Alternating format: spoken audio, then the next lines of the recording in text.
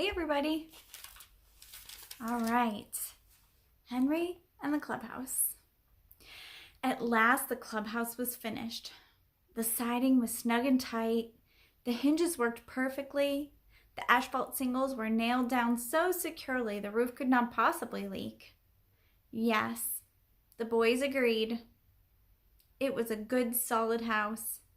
It was just about as solid as a real house. They thumped the walls appreciatively and stamped their feet on the floor. And the best part of it was big enough for 3 boys to sleep in if they didn't move around much, and who could move around much in a sleeping bag? Yes, sir, solid as the Rock of Gibraltar, Murph spoke with pride, for he was the one who had drawn up the plans in the first place. Then Murph built a shelf, and Henry went into the basement and lugged out the stuffed owl, which his mother would not let him keep in his room, because she thought it looked as if it had moths. He set the owl on the shelf. It was exactly what the place needed, a really masculine touch. Fadada, fadada, fadada, chanted the boys. When we all get sleeping bags, we can spend the night out here, said Henry. Robert and Murph, it developed, already had sleeping bags, so Henry dropped the subject.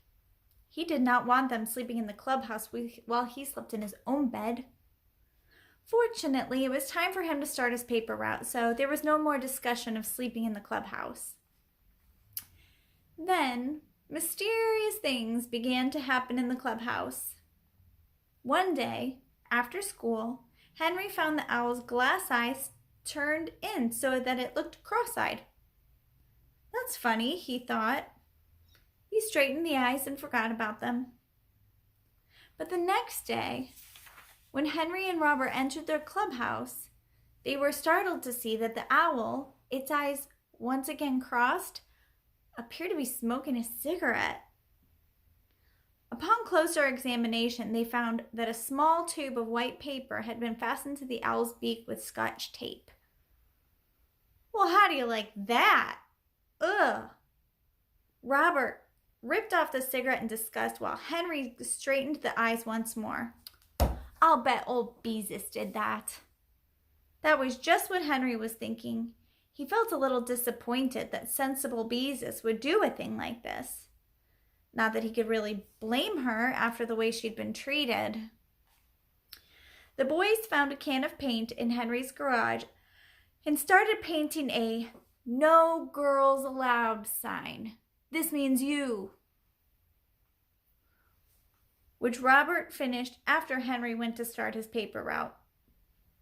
The next afternoon, Henry, Robert, and Murph raced home from school on their bicycles to protect their clubhouse from a possible invasion of Beezus and Ramona.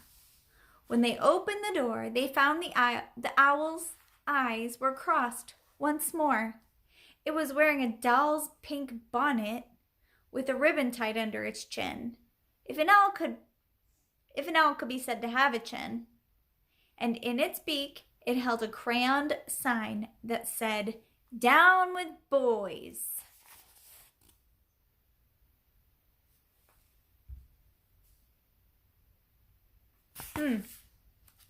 Some kind of trouble.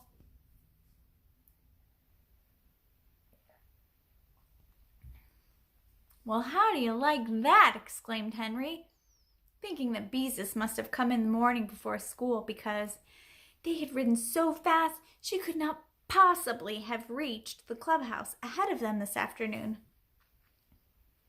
The nerve of some people! A dowel bonnet on our owl! That's a girl for ya! Murph tore down the sign. A lock. That's what we need. A padlock, agreed Murph. With a key, said Robert. Henry dug into his pocket for some of the money he had earned on his route, and the 3 boys rode off to the hardware store to select a clasp and a padlock.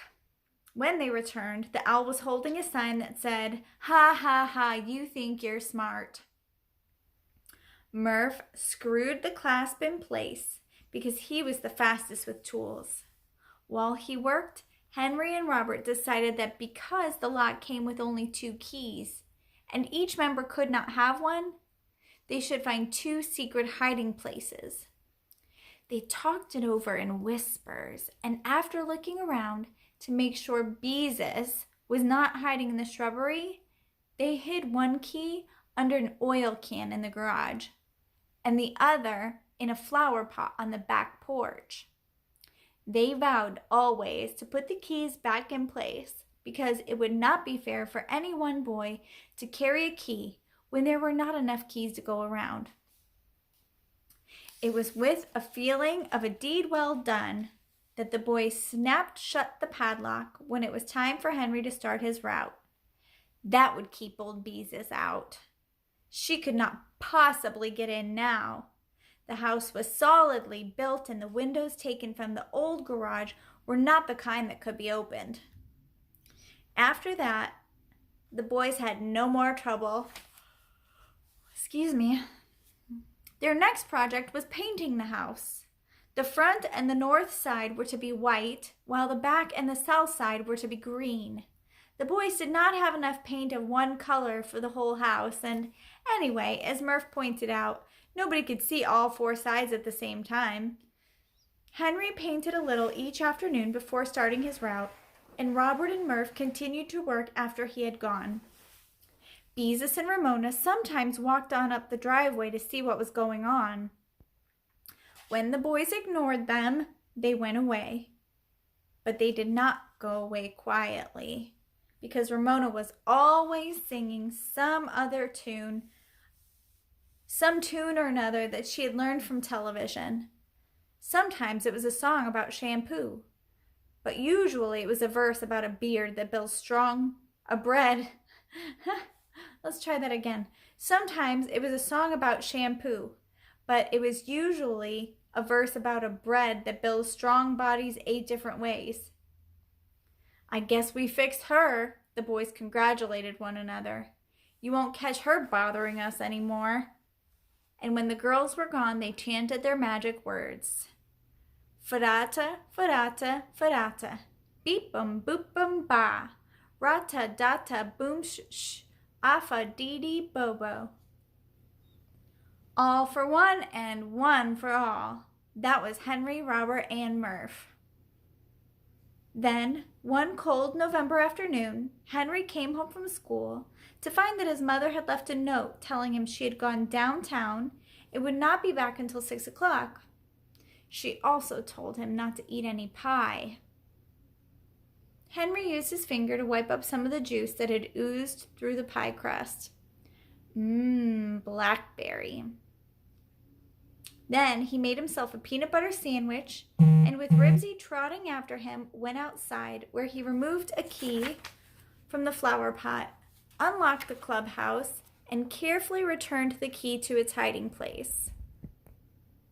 Henry stepped inside the clubhouse and patted the owl's head. Everything was in order. Ribsy curled up in a corner and prepared to go to sleep. "Hello!" It was Ramona's voice. Henry turned and saw the little girl sitting on the back steps. She was bundled up because the day was cold and she, too, was eating a peanut butter sandwich. "Oh, hello. Where's Beezus?" Why didn't she come with you?" Henry felt that Ramona could cause enough trouble when she was with Beezus. He did not want her around without her older sister to look after her. "Because you're mean to her," answered Ramona. Henry felt slightly uncomfortable because there was truth in what Ramona said. Even so, boys had a right to do boy things without girls around, didn't they? And Beezus didn't have to mess up their clubhouse, did she? He looked at Ramona sitting on the steps chewing her peanut butter sandwich. "Why don't you go home?" he asked, seeing no reason for being hospitable to Ramona. "I don't want to," said Ramona, and went on chewing. Well, as long as she had a sandwich to keep her busy, Henry looked around the clubhouse to see how it could be finished. An orange crate nailed to the wall would make a good cupboard. He measured the space with his hands. Yes, an orange crate would be just the right size. Henry was aware that the clubhouse had suddenly grown darker, that the door must have blown shut. Just then he heard a snap, and he had a terrible feeling. He tried the door. It was locked. Locked from the outside, and there was only one person who could have done it. Ramona. Henry looked out the window and saw Ramona sitting on the steps, calmly licking her fingers. "You let me out of here!" he yelled. Ramona stopped licking long enough to answer, "I don't have a key." This stopped Henry. Of course she did not have a key. Both keys were carefully hidden, and he was not going to tell any girl where they were either. He could get out some way. Henry threw his shoulder against the door. Nothing happened. It was a good, solid door. He threw his shoulder against the walls. Still, nothing happened. They were good, solid walls. There's a picture of Henry and Ramona.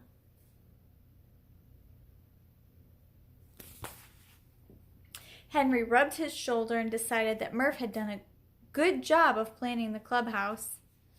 Maybe too good.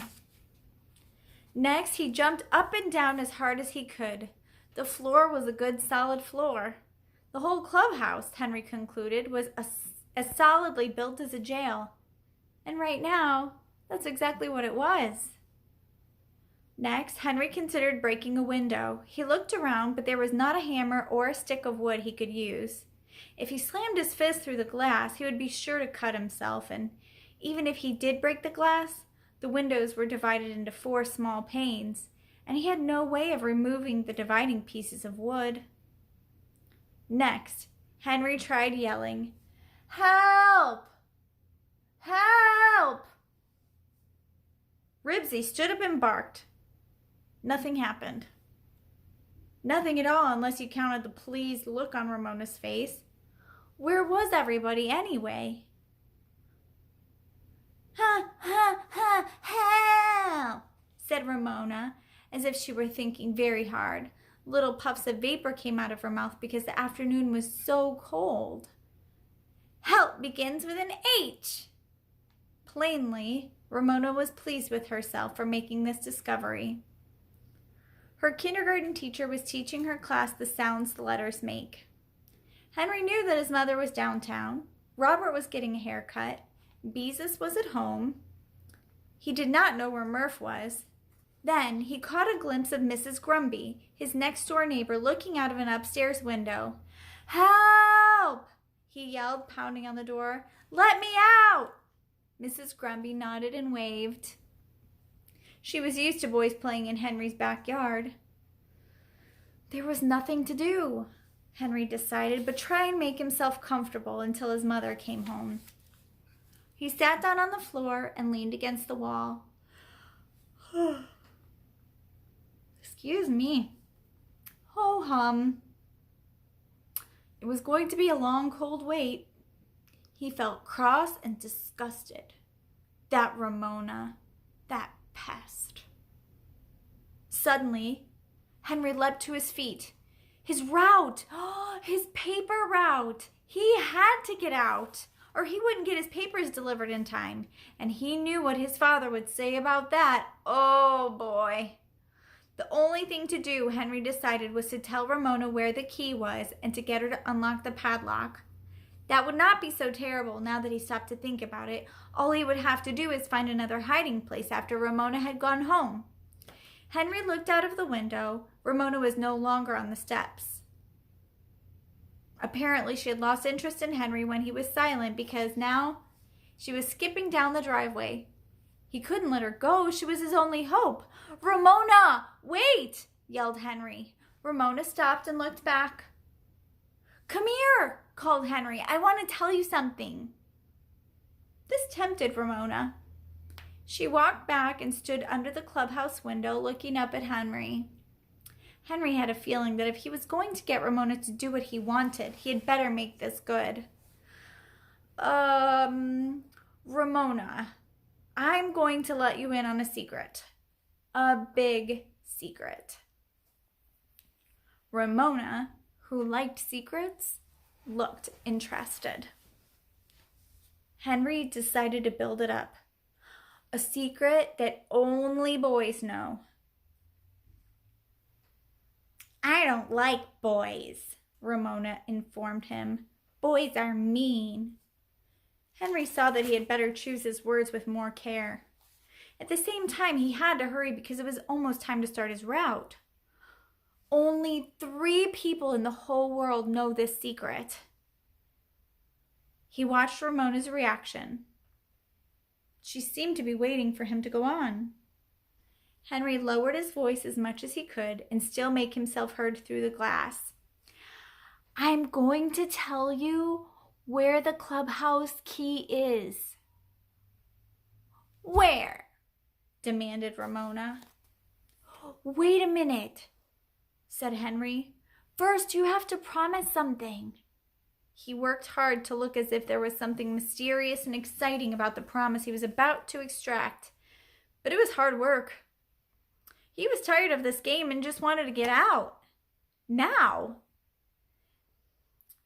"If you promise to unlock the padlock, I'll tell you where the key is." Ramona stared stonily at Henry. "I don't want to." "But why?" Henry was desperate. "I just don't," Ramona informed him. "Oh," Henry groaned. Then he was mad, just plain mad. That Ramona! She was going to make him lose his route, and then he would never get a sleeping bag, and his father would be cross with him, and Mr. Capper would find a bigger boy to take his route. Henry banged his fist at the side of the clubhouse. For some reason, that made him feel better. He began to stamp his feet and pound his fists and yell. At least, he thought grimly, this was keeping Ramona interested, and he couldn't let her get away. She was his only hope. Almost, it seemed, his only contact with civilization. It occurred to him that it must be almost time for the Sheriff Bud program on television. And Ramona never missed Sheriff Bud. It seemed silly to yell, "Help!" and "Let me out!" when no one was going to help him or let him out. Henry tried a Tarzan yell. Ramona sat down on the back steps and propped her chin up on her fist. "Open sesame!" yelled Henry, just in case it might work. The door remained shut. Then, in desperation, Henry tried the club yell, hoping that somehow it would work like a magic spell. "Ferrata, ferrata, ferrata, beep boom boop, beep boom boop bum ba, rata data boom sh sh, afa dee dee bobo." To his surprise, it did work like a magic spell. Ramona got up and came over to the clubhouse window. "Say that again, Henry," she begged. This time, it was Henry's turn to say no. To do so gave him great satisfaction. "Please, Henry." Henry saw that he had a bargaining point. A girl who could sing television commercials would naturally like something that sounded really good. "I'll say it again if you get the key and unlock the padlock first." We're going to stop right there. That's called a cliffhanger, friends. Is Ramona going to go get the key and unlock the door? Is Henry going to reveal their secret clubhouse chant? I guess we'll find out next time. Have a great day.